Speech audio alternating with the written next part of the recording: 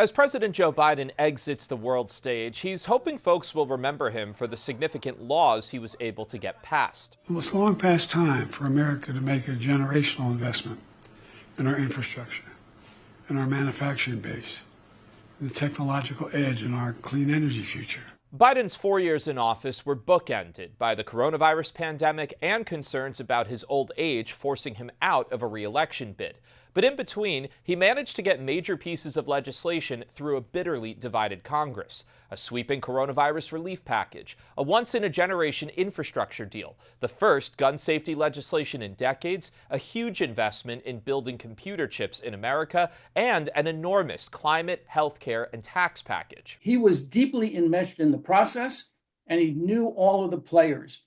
And he was able to use that to an extent to realize how to move the pieces on the chessboard. Historian Michael Genovese says Biden's 36 years in the Senate and 8 years as vice president helped mold him into a deal-maker-in-chief.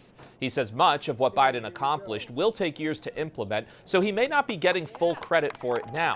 But Genovese says Biden's mishandling of his age and re-election bid will also leave a mark. While his great success in 2020 was that he got Donald Trump out of office, his failure this past year has been Donald Trump was able to get back into office. President-elect Trump has long promised to try to undo as much of Biden's legislative record as possible. It actually sets us back as opposed to moves us forward. Historian Mary Frances Berry says time will tell how well Biden and his team messaged his accomplishments to the American people, even if Trump rolls parts of it back. If a president and his staff, because it's always staff, do that kind of play and bring the public along, they get credit. Former Biden White House staffer Michael LaRosa thinks Biden's record will be viewed more favorably over time and be seen as having made the country better. I think what's been left out of a lot of the conversations over President Biden's legacy is the context in which he inherited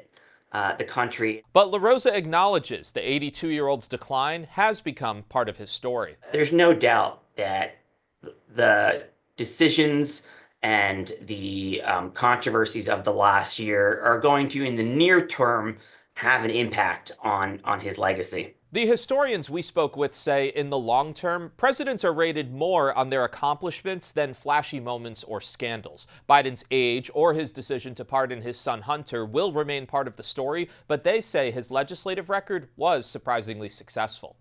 In Washington, Taylor Populars, Spectrum News.